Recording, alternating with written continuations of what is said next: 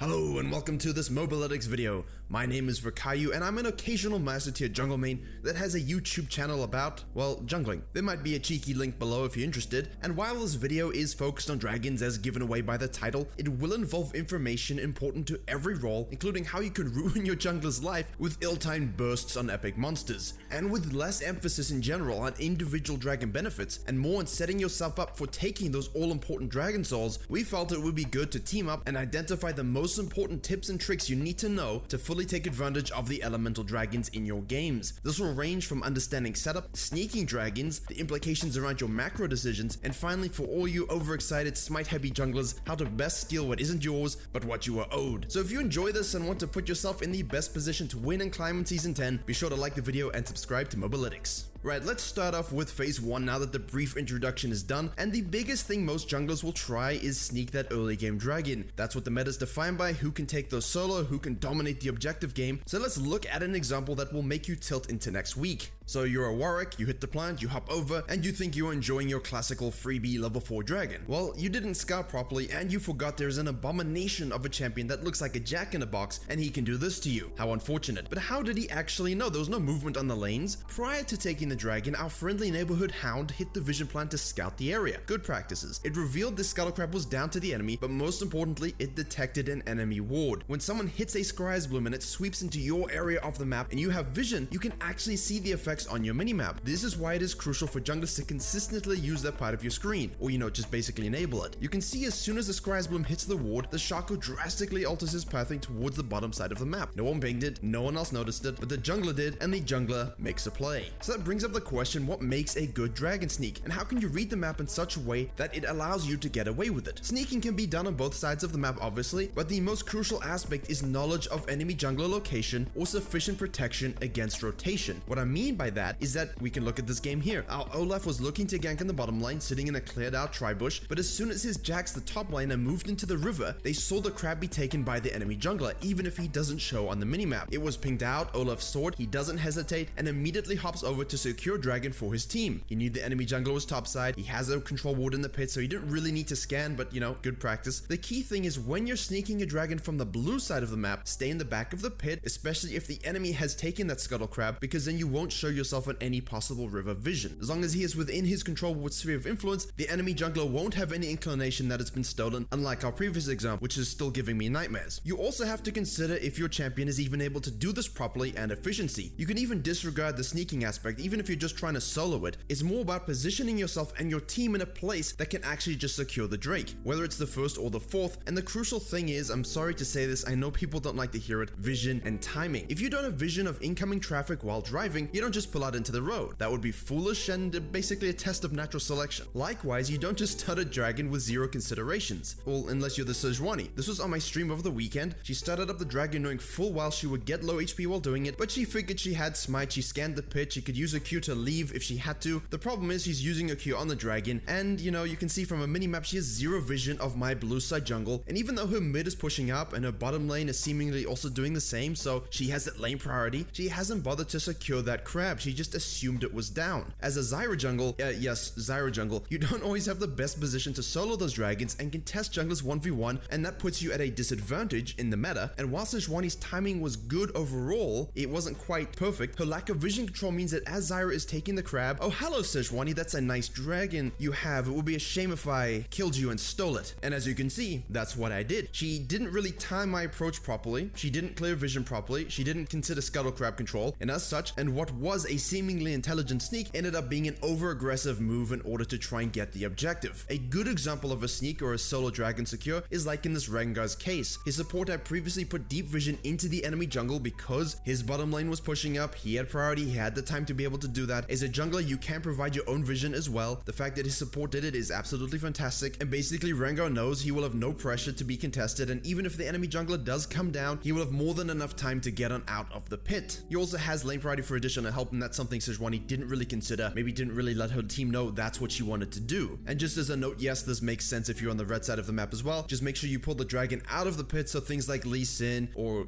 anything like that can't hop on over and steal it right away. Now onto phase 2. How do these principles that we just discussed translate to the entire team and your general dragon timing? Now, the dragon timing and advanced vision setup are absolutely fundamental to every dragon and Baron secure. It's all well and good trying to sneak a dragon, but the easiest ones to take are where you translate a successful gank, a fight, a skirmish, a pick into those objectives. In fact, even if you don't win a fight, if the enemy has simply gone back to base to reset, you have the option of taking that dragon during their time off the field. Here we have another Olaf, he's gone back to base. The Karthus jungle on the other side knows it will take him at least 27 to 30 seconds to get back to the pit area, not even around the front of it, and given that the Grim Reaper is further along his path of supposed righteousness, he can start the dragon and have a laner support him as well. And that's something very important, laner support. Setting that deep vision and starting a dragon solo as a jungle is great, but if your laners are being pushed in and they think something fishy is going on, they can collapse on you, you will have no help, you will suffer an unfortunate beating, and perhaps also lose the dragon too. This principle translates to the mid-game dragons also. When you have that deep vision, it allows you to set picks and get numbers advantages such that you can take the dragon easily and peacefully. In essence, you cut off their angles of approach because as soon as the enemy face checks or attempts to head towards a dragon pit, you have complete control of the area and can turn for the fight, the pick, or simply burst the dragon down first. There is also a time and place to simply do the dragon, and patience is a virtue when it comes to forcing. If you don't want to put your jungler in a tight 50-50 smite position, you can wait until the enemy team has what I call deferred interest. Because while they would like to contest a dragon that is the focus of their game, the split pusher on your team or something distracting them somewhere else, most likely a split pusher, on the top or bottom side can be more threatening to their base. Now as soon as you see someone on the enemy rotate, maybe one or two of them go and try and deal with your Tryndamere, that's the time for you to go. Do the dragon, force a fight, but you have the numbers advantages to dictate the play that's going to happen. In low MMRs, people usually complain, well, hey, my top lane is always split pushing. Well, guess what? When people don't know how to deal with split pushes, if they don't end up rotating and they send 5 at you, you can kite back and avoid fighting. Obviously, you don't want to fight a 5v4, and your Tryndamere will get an inhibitor. That's better for you. If, however, they do rotate, well, guess what? You get a free Drake. Because your team set up the vision control, your team was there on time, your team saw the dragon was going to spawn within a minute and made decisions on that. Lane priority early, vision control always, split push implications, and team fight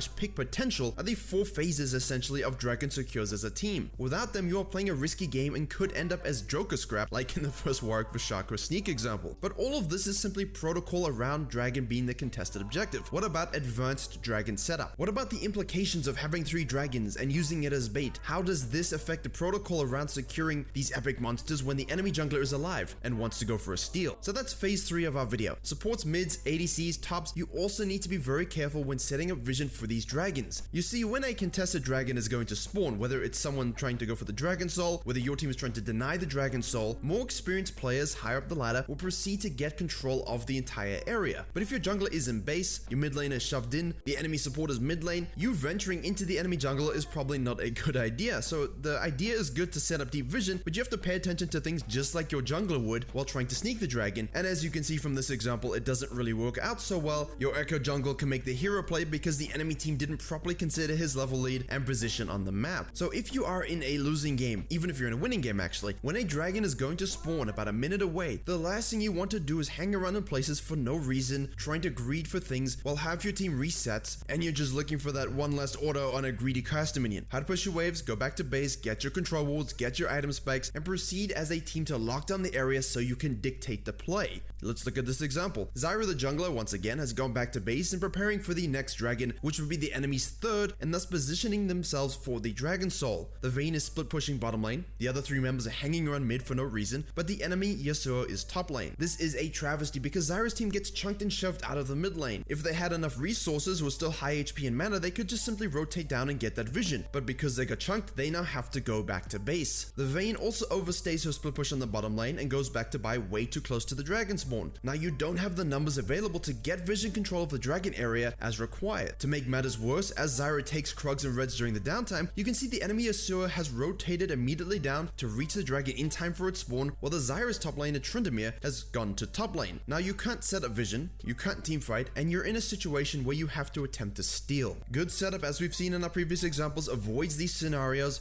but when trying to steal, you must know the levels of both junglers. If one is higher than the other, obviously they will have a greater smite amount, but when you're the same, you have to consider how you will combine your smite with an ability so that you can outsmite the enemy. And this is why Nunu is considered so dangerous, that consumed does more than his smite for most of the game. Combined together, no jungler should be able to outsmite him. And that's where jungler's reaction and timings will come into play. Nidalee can easily execute and smite, but the timing of the Zyra Q plus smite in this example is enough to secure and steal the dragon. The problem is that team shouldn't have been in this situation in the first place. The same thing happens with the next dragon, except this time, despite the fact that Zyra's team could not set up the vision and area correctly, the Tryndamere has actual pressure in the top lane and forces two of them to deal with it. That means because Zyra's team has a 4v3, even though it's again down to a steal attempt, they have the numbers to win the fight afterwards. Zyra timed her smite perfectly, knew how much it would do, and because of the time in game, they can rotate immediately over to the Baron. You can see the real game-winning examples coming out here when you have good setup or when you manage to get a steal around those dragon fights, especially if you win team fights afterwards and you can go take something bigger like Barons and inhibs. But now, how to deal with enemy junglers or champions being alive while you want to secure a crucial objective.